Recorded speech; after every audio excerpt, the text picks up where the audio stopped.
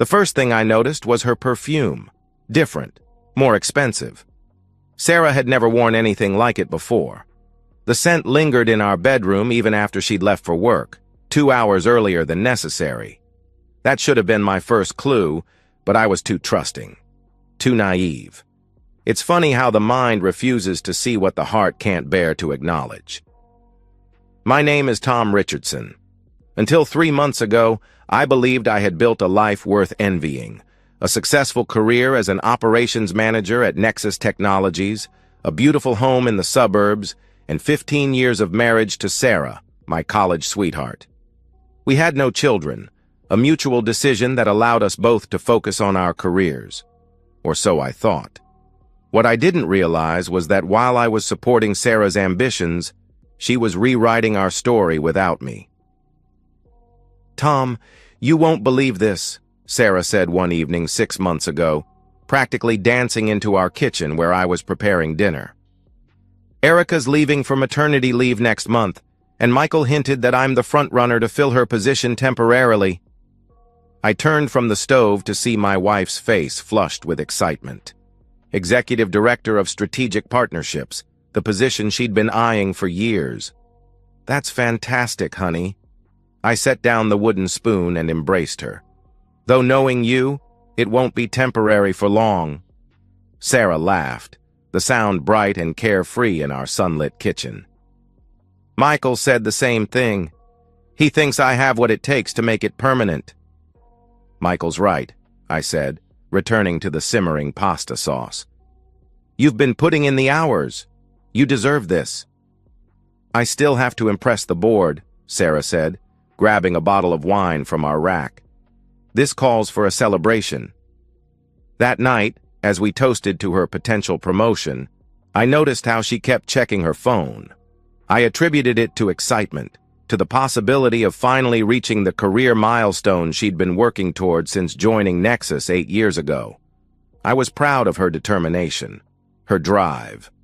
It was one of the reasons I'd fallen in love with her. "To my biggest supporter," she said, raising her glass. Her blue eyes, usually sharp and focused, seemed to look through me rather than at me. Again, I missed the sign. "Always," I promised. The changes were gradual but unmistakable. Late-night strategy sessions, weekend meetings, urgent calls that took her into another room.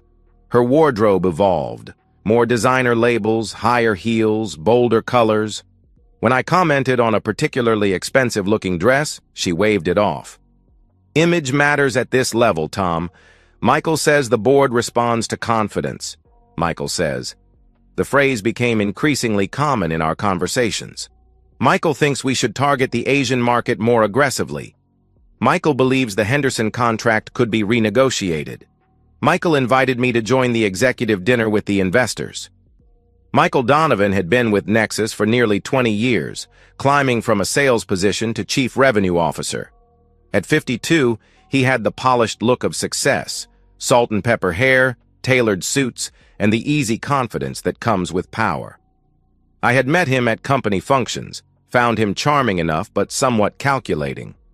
Sarah had always described him as brilliant but demanding. Now she spoke of him with reverence. I told myself this was natural. He was her mentor, her path to advancement. The late nights, the distraction, the emotional distance, all of it could be explained by her drive to succeed. I had always supported her career, encouraged her ambitions. I wasn't about to become the insecure husband who resented his wife's success. So I adapted. I took over more of the household responsibilities without complaint. I learned to eat dinner alone most nights, to sleep in an empty bed. I sent encouraging texts that often went unanswered for hours. I became increasingly invisible in my own marriage, all while telling myself it was temporary, just until she secured the promotion. Our 15th anniversary fell on a Tuesday in April. I had made reservations at Aurelia, the upscale French restaurant where we'd celebrated our 10th. Sarah had promised to be home by 7. At 7:30, I received a text. "Running late. Start without me. Order the duck confit for me." I sat alone at our table, nursing a glass of Cabernet and making awkward small talk with our server. At 8:45, Sarah arrived, breathless and apologetic. "I'm so sorry," she said, sliding into the seat across from me. She looked flawless, too flawless for someone who had supposedly been working all day. Her makeup was fresh, her hair perfectly styled. The Henderson presentation ran long, and then Michael needed to discuss strategy for tomorrow's board meeting. I smiled, determined not to ruin our anniversary with accusations. "It's fine. Your duck is probably cold, though. I'll survive." She reached across the table and squeezed my hand. "Happy anniversary, Tom. 15 years with my best friend." The words sounded rehearsed, empty. Her wedding ring caught the candlelight, and I noticed something I hadn't before. She had upgraded the modest diamond I had given her with something larger, more ostentatious.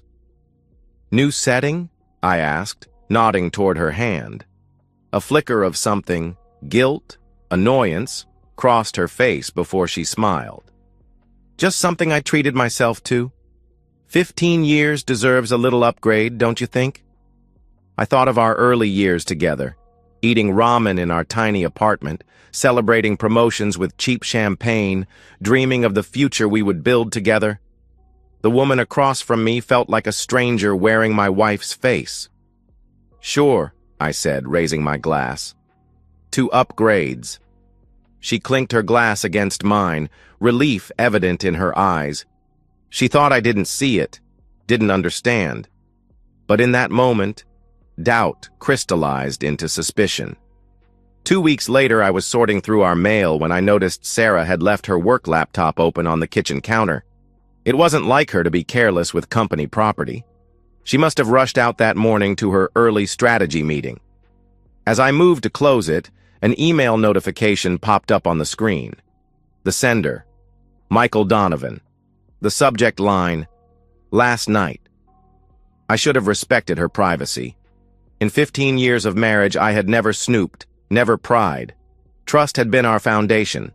But something, instinct, self-preservation, or perhaps the universe's cruel kindness, made me click.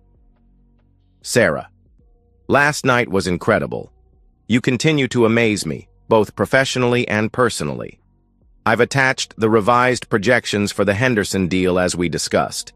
If we can bypass the regulatory review process as planned, Q3 profits will exceed expectations and your permanent appointment will be all but guaranteed.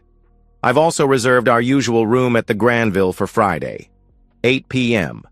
Wear that red dress. Yours, Michael. Attached to the email was a spreadsheet titled Henderson Revised Internal. With numb fingers, I opened it. The document was an elaborate scheme to misrepresent data to both the company's internal compliance team and external regulators. It outlined how certain transaction details would be deliberately obscured, profit margins inflated, and potential environmental impacts minimized. All to fast-track a deal that would bolster quarterly earnings and, not coincidentally, secure Sarah's promotion. My stomach lurched. This wasn't just an affair. This was corporate fraud, potential criminal activity, all orchestrated by my wife and her lover. I forwarded the email and attachment to my personal account before closing the laptop exactly as I had found it. Then I walked to the bathroom and vomited until there was nothing left but bitter bile. That night, when Sarah returned home after another late meeting, I greeted her with a kiss on the cheek and asked about her day. The performance sickened me, but strategic thinking had overtaken emotional reaction. I needed to understand the full scope of their betrayal before deciding how to proceed. "Exhausting," she sighed, kicking off her heels. Red, I noticed, like the dress Michael had requested. "The Henderson deal is more complicated than we anticipated." "Regulatory issues?" I asked innocently. She looked at me sharply. "Something like that. Nothing we can't handle." "I'm sure you and Michael will figure it out," I said, my voice steady despite the rage simmering beneath. "We will." She yawned theatrically. "I'm beat. Don't wait up for me tomorrow. I'll be at the office late again." The Granville would have better room service, I nearly said. Instead, I nodded and watched as she climbed the stairs to our bedroom. Our bedroom, where another man's cologne now lingered on her skin. Our home, funded in part by my work at the very company she was now undermining. Our marriage, the foundation I had built my life upon, revealed as nothing but an elaborate facade. Sleep evaded me that night. Instead, I formulated a plan. Working in operations had its advantages. I had legitimate access to a wide range of company systems and data, all in the name of ensuring smooth business processes. Over the next 2 weeks, I methodically gathered evidence. I tracked Sarah's calendar against her actual whereabouts. I documented email exchanges between her and Michael that, while careful, contained enough innuendo to establish a pattern. I pulled security logs showing after-hours access to restricted areas of the office building. I recovered deleted drafts from the company's document management system that outlined their scheme in greater detail. Most damning of all, I discovered a shared cloud folder where they stored both their fraudulent business plans and intimate photographs I can never unsee. The latter broke my heart. The former would break their careers. Throughout this investigation, I maintained an outward normalcy that deserved an Oscar. I packed Sarah's lunches, asked about her meetings, and feigned ignorance when she claimed to be working late. I even attended a company function where I shook Michael's hand and complimented him on Nexus's strong quarterly projections. "Couldn't do it without your wife's brilliant work," he told me, his arm casually draped across my shoulders. "You should be proud, Tom." "Oh, I am," I replied, smiling as I pictured his downfall. "More than you know." The compliance department at Nexus Technologies prided itself on confidentiality. Their anonymous reporting system was designed to protect whistleblowers while facilitating thorough investigations. Perfect for my purposes.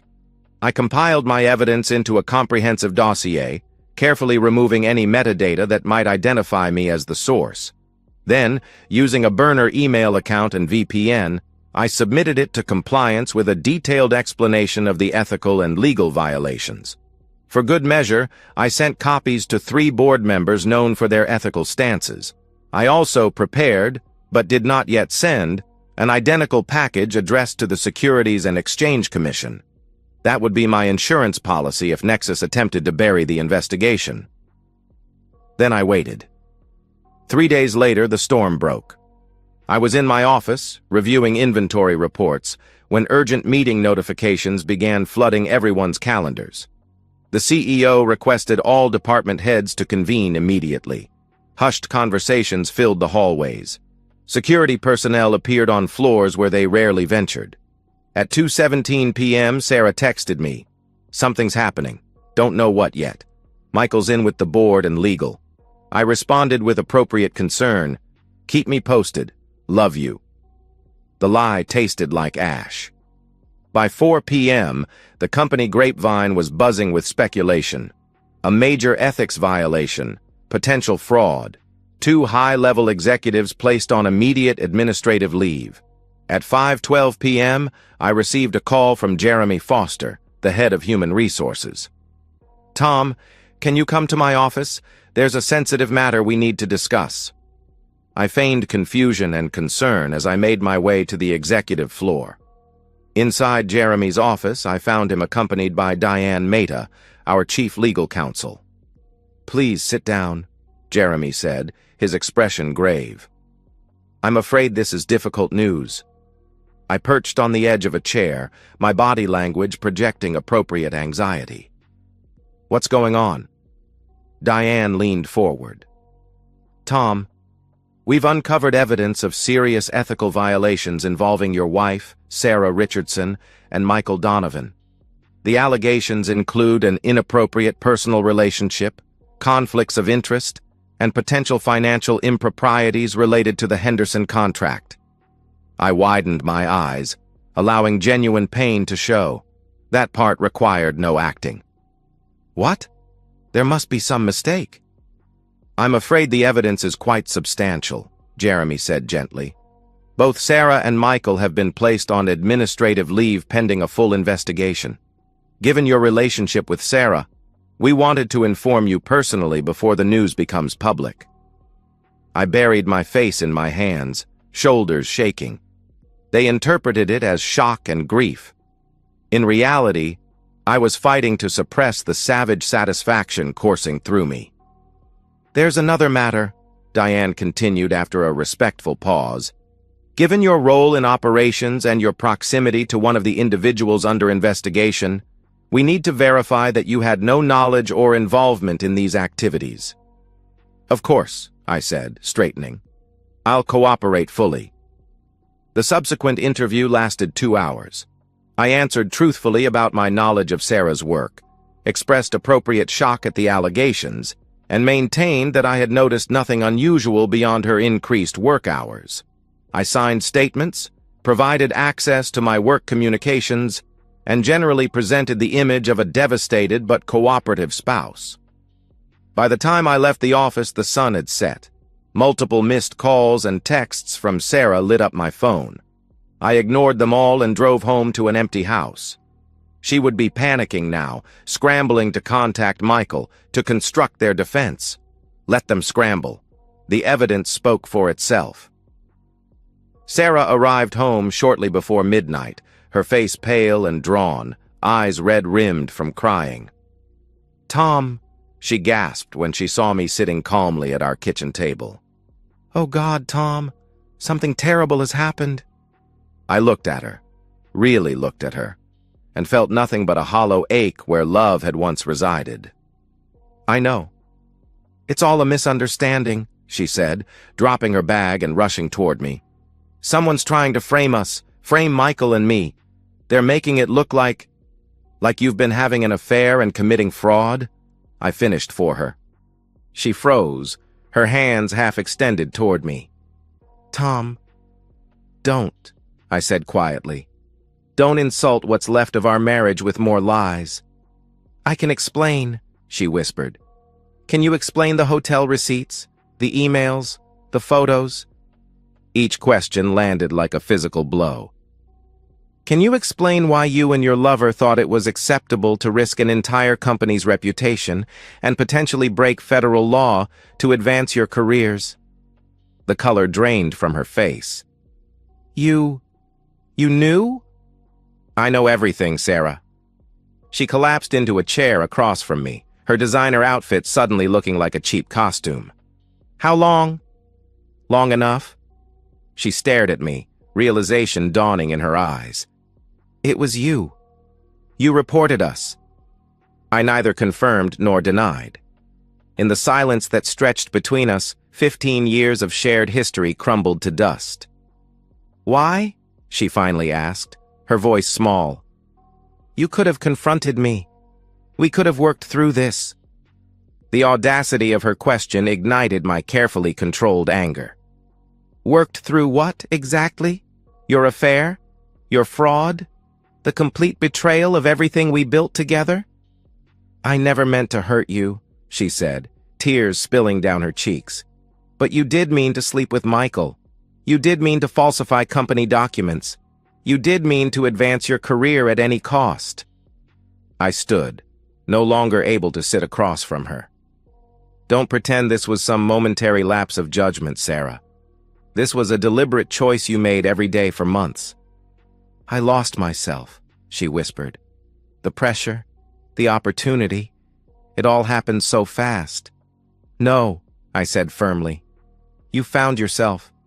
This is who you are when ambition outweighs integrity, and that's someone I can't be married to." Her tears flowed faster now, mascara creating dark rivers down her cheeks. "What happens now?" "Now? The company continues its investigation. The board reviews the evidence, and I expect both you and Michael will face the consequences of your actions, professionally and legally." "And us?" Her voice cracked on the question. I looked at the woman I had loved for more than half my life and felt nothing but exhaustion. "There is no us anymore, Sarah. I'll be contacting a divorce attorney in the morning." "Tom, please." I've already packed some things and booked a hotel room, I continued, immune to her pleas. I'll arrange to collect the rest of my belongings later. As I picked up my hastily packed suitcase from the hallway, Sarah called after me, her voice desperate. I still love you, Tom, despite everything I do. I paused at the door, not turning around. That's the thing about love, Sarah. Without trust and respect, it's just another word for manipulation. Then I walked out, closing the door softly behind me. The investigation moved with surprising speed. The evidence I had compiled was thorough, spanning months of communications and dozens of falsified documents. Within 2 weeks, both Sarah and Michael were terminated for cause, their company benefits and stock options immediately forfeit. The Henderson deal was restructured under proper regulatory oversight, delaying its implementation but preserving its legality. Nexus Technologies issued a press release citing internal control measures that had successfully identified and addressed ethical concerns, carefully avoiding specifics while reassuring shareholders. Throughout this process, I maintained my professional demeanor, expressing appropriate distress over my personal situation while continuing to perform my duties effectively. My colleagues were sympathetic but respectful of my privacy. Few connected me to the whistleblower report, assuming instead that I was simply collateral damage in my wife's downfall. 3 weeks after the investigation began, I received another summons to Jeremy Foster's office. This time, he was alone. Tom, first let me say how much we appreciate your professionalism during this difficult time, he began. Your ability to compartmentalize personal and professional matters speaks volumes about your character. Thank you, I said simply. I believe in separating personal issues from workplace responsibilities. Jeremy nodded appreciatively. That's precisely why I've asked you here today. As you know, the recent situation has created several vacancies in our leadership structure. The board has been reassessing our organizational priorities, particularly around operational integrity and compliance. I listened attentively, uncertain where this was heading. We're creating a new position, Executive Director of Operational Compliance and Risk Management. This role would oversee all aspects of our operational controls, ensuring that our business practices meet both regulatory requirements and our internal ethical standards. He leaned forward. We'd like to offer you this position, Tom. The irony was not lost on me. That's unexpected. Is it? You've demonstrated exceptional attention to detail, analytical skills, and, most importantly, uncompromising integrity. Those are precisely the qualities we need in this role. He slid a folder across the desk. The compensation package reflects the seniority and responsibility of the position. Take some time to consider it. I opened the folder. The salary was nearly double my current one, with substantial equity grants, expanded benefits, and a signing bonus. A significant upgrade from my previous role, and, notably, slightly higher than what Sarah would have earned in her coveted executive position. I appreciate the offer, I said, closing the folder, but I need to be transparent. Given recent events, I've been considering a fresh start, possibly with another company. Jeremy nodded understandingly. We anticipated that possibility. That's why the board authorized me to offer you a retention bonus and accelerated equity vesting if you commit to at least 2 years. He paused. Tom, we value what you bring to Nexus. We'd hate to lose you, especially under these circumstances. I promised to consider the offer and left with the folder tucked under my arm. As I walked back to my office, I passed what had been Sarah's, now emptied of her personal items, the nameplate removed, waiting for its next occupant. Perhaps me, in a twist of fate neither of us could have imagined. I accepted the promotion. Not out of revenge or satisfaction, though those emotions lingered like persistent shadows. I accepted because the role aligned with my skills and values, because the company had demonstrated its commitment to ethical conduct when tested, and because starting over completely felt like allowing Sarah's betrayal to claim yet another victim, my career. The divorce proceedings were mercifully straightforward. With both her reputation and finances in shambles, Sarah contested nothing. She surrendered her claim to our house, agreed to a minimal settlement, and signed the papers without argument. Through her lawyer, I learned she had moved to Arizona to live with her sister, unable to secure comparable employment after the scandal. Michael Donovan fared even worse. As the senior executive in the relationship, he bore the brunt of legal scrutiny. The SEC opened an investigation, resulting in personal fines and a 5-year ban from serving as an officer or director of any public company. His marriage of 28 years ended in a highly publicized divorce that cost him half his assets. Last I heard, he was trying to rebuild his life in Florida, working as a consultant for a fraction of his former salary. As for me, I found an unexpected peace in the aftermath of destruction. I sold our house, too filled with memories to remain comfortable, and purchased a smaller but more modern condominium closer to downtown. I reconnected with friends I had neglected during the tunnel vision years of my marriage. I even began dating again, cautiously, after a year had passed. My new role at Nexus brought challenges and satisfaction in equal measure. I built a team dedicated to ensuring operational integrity, implementing systems that would make future ethical breaches more difficult to execute and easier to detect. The company thrived under renewed leadership, our stock price recovering from the temporary dip caused by the scandal. Sometimes, in quiet moments, I wonder if I could have handled things differently. If confronting Sarah immediately might have preserved something worth saving in our marriage. If reporting them anonymously was an act of justice or vengeance. But then I remember the calculated deception, the casual disregard for vows and laws alike, the complete absence of guilt until discovery forced it. And I know that while my methods may have been cold, they were proportionate to the betrayal. 18 months after that fateful day when I discovered Sarah's email, I received a letter with an Arizona postmark. Inside was a 10-page handwritten confession, Sarah's attempt at atonement, explanation, or perhaps just unburdening. She wrote of insecurity masked as ambition, of Michael's manipulation and her willing participation, of the intoxication of power and forbidden desire. She detailed how each small ethical compromise led to the next, how the affair and the fraud became intertwined until she could no longer separate her professional and personal corruption. I lost everything that mattered, she wrote toward the end, and gained nothing worth having. You were always the better person, Tom. I was too blind with ambition to see that integrity is the only true success. I read the letter once, then filed it away in a box of documents related to our divorce. Her confession changed nothing, healed nothing. It was, I suspected, more for her benefit than mine, part of some 12-step program or therapy assignment designed to help her rebuild her life. I wished her well in that endeavor, genuinely, but I had no interest in being part of her redemption story. My own story continued to unfold.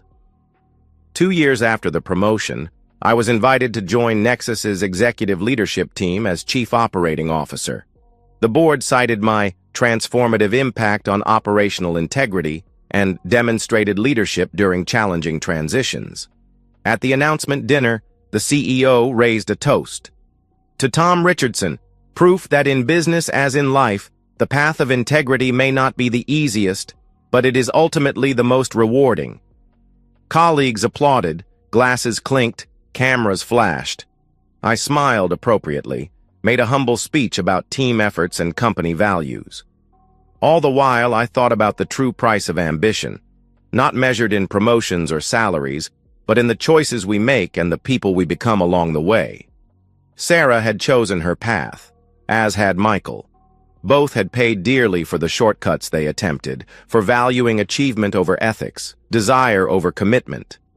I had chosen a different path, one that looked longer and less glamorous from the starting line. Yet here I stood at a destination Sarah had coveted, reached without compromising my principles. That night, in my quiet condominium overlooking the city lights, I raised a solitary glass to the lessons learned from betrayal. Trust must be earned. Integrity is non-negotiable, and true success cannot be built on a foundation of deceit. Some might call what happened to Sarah and Michael karma. Others might see it as the natural consequence of their actions. I prefer to think of it simply as justice, not delivered by me, but by the truth itself, which has a way of emerging even from the most carefully constructed lies. As for me, I continue forward, neither defined by betrayal nor consumed by revenge, but shaped by both into someone stronger, wiser, and ultimately more compassionate than before. The price of ambition had been paid in full, by all of us, in different currencies. And in the end, I realized that the most valuable promotion wasn't to COO, but to a life lived authentically, without the burden of pretense or the weight of unexamined compromise. That, perhaps, is the greatest revenge of all. And that's the end of today's story. If you enjoyed it, please give this video a thumbs up and drop a comment below. Your support helps the algorithm push my content further. If you're new to the channel, don't forget to hit that subscribe button. It really helps me keep creating more stories for you. Thanks for watching, and I'll see you in the next one.